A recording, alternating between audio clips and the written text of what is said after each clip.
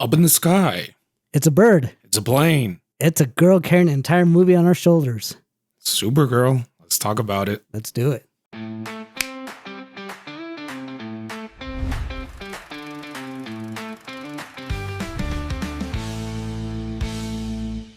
Welcome everybody to A&J Hot Takes. I am Andre. And I am Joe. Today we're talking about Supergirl. Yes. So I'm going to go straight into what a lot of people are thinking about right now with Supergirl. And it is that they are adapting the Woman of Tomorrow into movie. And my hot take on that is, I don't know if you've actually read Woman of Tomorrow. Nope. Okay. Woman of Tomorrow is a pretty dark comic. And James Gunn, what he has done so far with Superman is very lighthearted, very happy, and kind of going into this Woman of Tomorrow darkness. I don't know if he can pull that off. I would love for him to dive into it because it is pretty much a John Wick type of comic book where, yes, Krypto gets hurt and Supergirl has to go and kind of find that cure to the poison. So I do want to see if they go like straight into the darkness of it, because the other character, which I forgot the name right now, she's the one where they kill her parents. Okay. The other little girl that's with her in the trailer? Okay. Yeah, so she actually wants revenge, and she is like in the verge of, I'm going to kill the villain. But Supergirl has to dwell into that kind of morality of, is this the right thing to do or is this not the right thing to do? So I am excited to see what they do with that, how they play around with it, and what topics they actually touch upon. So I haven't read the comics and I didn't know much about who Supergirl is. And I always found it funny that you got Superman, but then this chick is just Supergirl. I said she's Superwoman. Anyways, besides the point. Well, technically she is still a girl. Right. And I wanted to find out more about the character after seeing Superman. So I saw a little video that kind of caught me up. But based on what I understand is that it is Superman's cousin. She was tasked with protecting him, but they got separated in space, and due to, science and physics and all that stuff, he ended up on Earth before she did, which is why he's a lot older when she's supposed to be, 13 years older than him? Yeah, so when she lands in Earth, she is supposed to be 16. Okay. And yeah, so their pods get separated and she ends up, I think it's in the Phantom Zone. Okay. And that's why she hasn't aged and Superman does age. And then when her pod leaves the Phantom Zone, then she lands on Earth, and that's why she's still 16. Okay. The biggest introduction we got at the end was seeing how she appears at the Fortress of Solitude. She kind of crashes in. She's a bit tipsy. She calls Superman her bitch. So why the big contrast between the two? And based on what I found out is that Supergirl has had a life of tragedy. She grew up on Krypton. She saw how things were. She was almost like royalty there, maybe. I don't know the full story of the Jor-Els. But she saw her planet and her family, her friends, get destroyed when Krypton blew up. Then, wouldn't you turn into an emo if you saw your whole planet get blown up? Well, based on what I read too, is that she kind of recovered when she found there was an asteroid with survivors on there, but then that ends up getting blown up too. Yep. So she's seen the genocide of her people twice. And then only to show up on Earth and find out she failed on her mission too, because Superman's already grown up. So now she has no purpose in life. So she actually travels to other solar systems or other planets where the sun doesn't affect her, where she could get blackout drunk and just live out her days just trying to forget the memories of the past. Yeah, she is basically looking for any planet that is near a red sun that kind of takes her powers away, and that's how she can get drunk, and that's how she can get hurt as well. And that kind of goes into Krypto on how can Krypto get hurt, and it is because of that she is near a red sun planet, and that's why he can get shot with the dart full of venom. but she can't just take him back to Earth and then he heals there, or No. once it's in the system. Yeah, so it's already in the system. Okay. And I think there's a comic book where they did something similar with Superman, where he gets like injected with kryptonite and sent back to Earth. So he has no way to kind of get that out because nothing can penetrate his skin. I see. Yeah. Almost like Jane in the last Thor movie, where Yep. being Thor gave her powers to overcome her disease, but it also purified her of all the chemotherapy she was getting. So being a superhero was actually killing her. So yeah, it's interesting. I think I've always said in James Gunn we trust. However, do you think we can trust in James Gunn that he's going to go like dark with Supergirl? I think he is. He's not a guy to hold back, and that kind of goes into one of the other movies we're going to do later on, which is Clayface. Yes. But I think he will, and it has to be done right. It has to be done in pieces, so that instead of being thrown into this gloomy place as like the previous DC films did with that Superman, Batman, the director's going to try to get the audience on the side of Supergirl. So instead of feeling like in shock and awe, like, oh my God, what is she doing? You feel for her, you feel empathy, and you're just like, get him, girl, get him. You go. Do it, lady. Yeah, and I think in the trailer you kind of see a little bit of her origin. So I think eventually you will sympathize and feel her pain in this movie. Hopefully James Gunn does that right, where it does convey all her suffering and you can kind of feel bad for her in a way, because it's hard to feel bad for a superhero that's pretty much a god, that there's really nothing that can bring it down. So if you get some of that past trauma and you convey that to the audience, then yeah, I could definitely see how people in the audience are going to be like, okay, yeah, I do feel bad for her. Like, she is being an asshole, but right. I do feel bad for her. I mean, I kind of understand. You definitely feel it for John Wick. I mean, 6 movies in, and you're just like, yeah, stab him again. Exactly. You keep thinking about that puppy in the first movie. Goddamn puppy. So my second hot take for this is Jason Momoa, and I know you were kind of excited to see him there and excited to talk about that. Do you think Jason Momoa being in the movie, and I'm not talking about Jason Momoa as a person, because based on what I've seen, he is a pretty good guy. All actors seem to love him. So do you think having Jason Momoa being such a big actor is going to take away from Supergirl being the main focus and focus more on Jason Momoa? Because keep in mind, Lobo was the character that he always wanted to play, right, even before he got casted as Aquaman. Yeah. So do you think he's gonna take this opportunity and be like, okay, I am finally Lobo, this is my time to shine? Or do you think he's going to accept, this is a Supergirl movie, eventually I'll get my time to shine, I'll do my part in this movie? So going by the rule of thumb, their presence in the trailer shows how important they are in the film. Based on the first teaser, he was only in there for like 5 seconds. The second trailer that came out, he's in there for maybe 10 more seconds more than the previous trailer. So I think he's going to play a crucial part in the movie, but he should come in, steal the show, and then he'll quietly exit, and then the rest of it will hang on Supergirl to conclude the story. Okay. Because in the comic Woman of Tomorrow, he does not show up at all. Right. So this is a decision from James Gunn to have him in the movie. Right.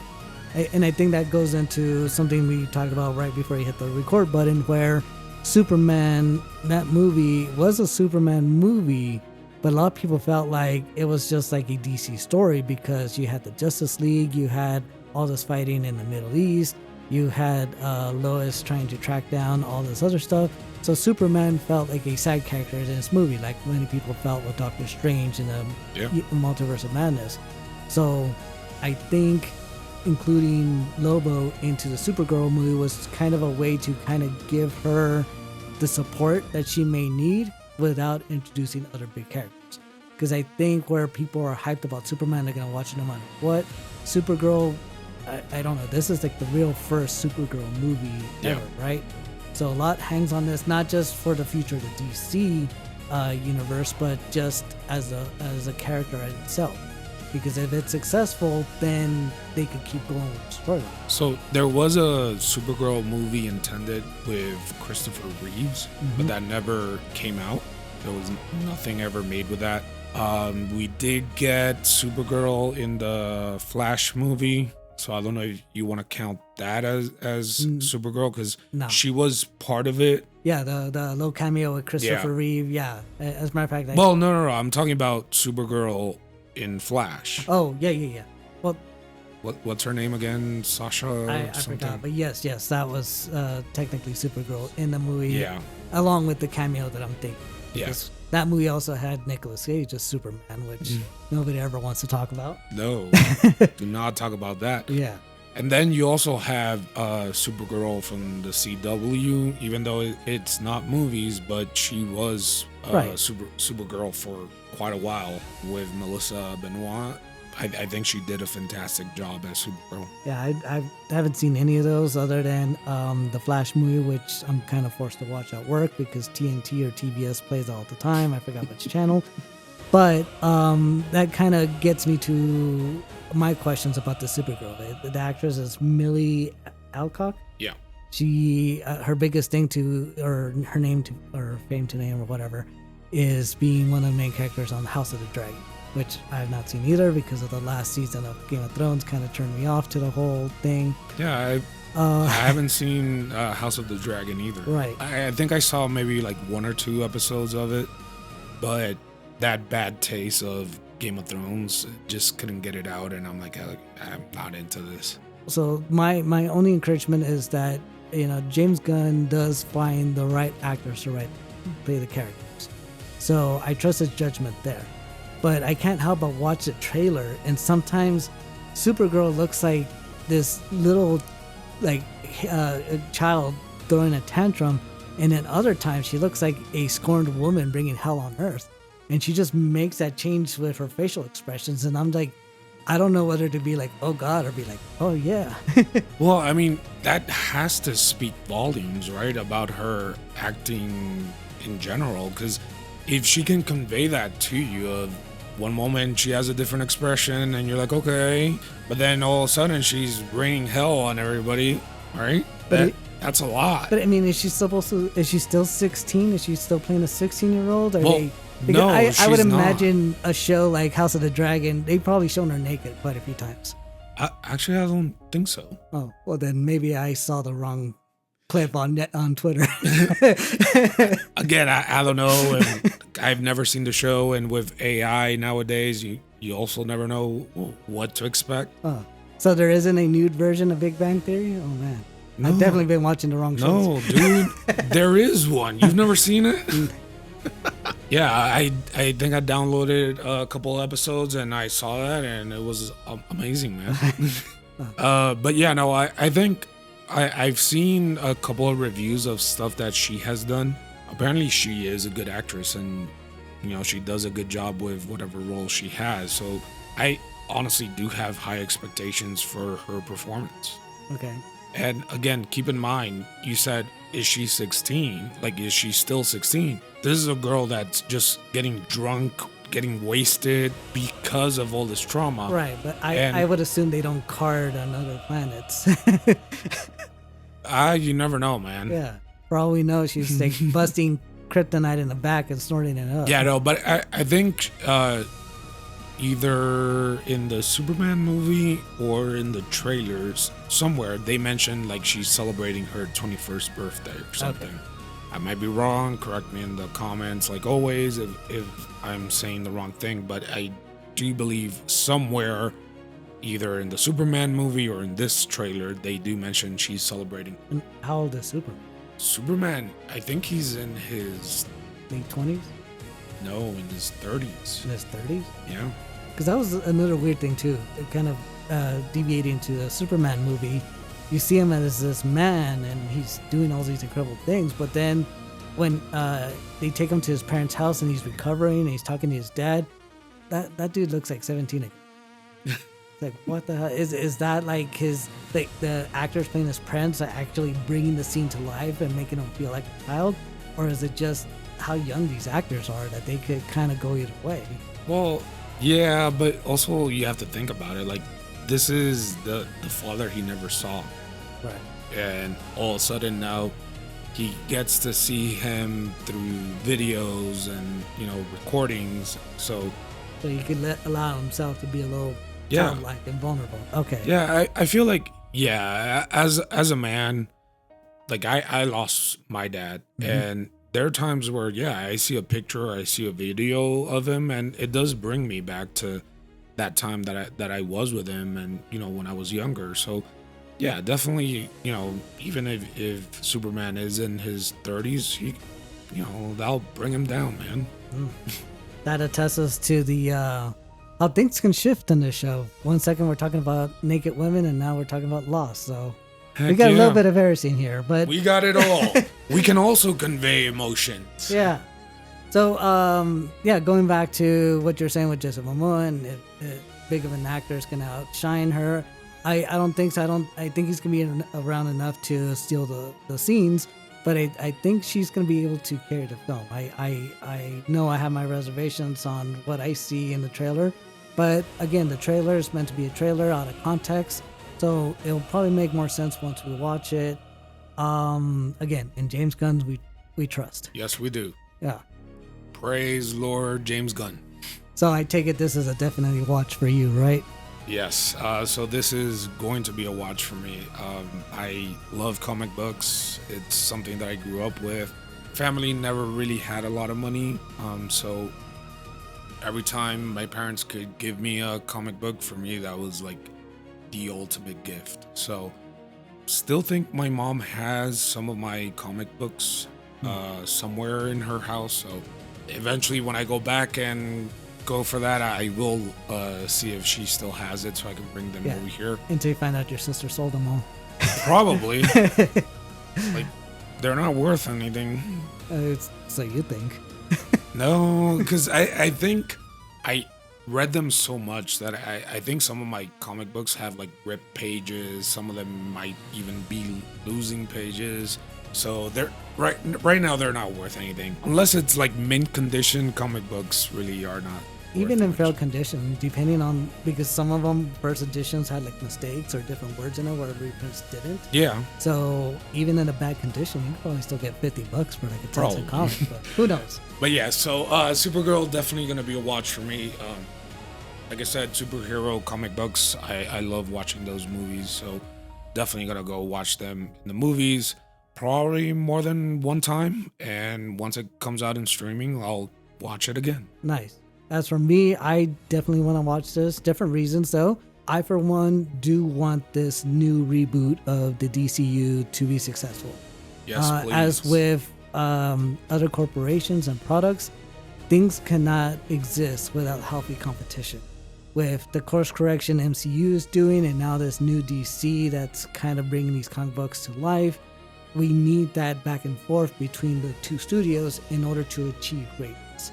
Because if the DC fails and Marvel just gets to do whatever they want, then I'm not saying the quality will drop. It's just you have nothing to compare it against. And it's like if all of a sudden Coca-Cola disappears and all we're left with Pepsi. And it's like, well, I'm not really a Pepsi guy, but guess I'll try. Says the guy drinking a Pepsi right now. Hey, it's all you have. Not sponsored. It's Pepsi, all you have. Hey, I am a huge Pepsi fan. Coca-Cola, if you want to sponsor, I'll take it. I'll switch. Yeah, I'm also a Dr. Pepper fan, so Dr. Pepper. It's nice and it's great. Or whatever that lady says. I got the millions. But anyways, definitely a watch for me.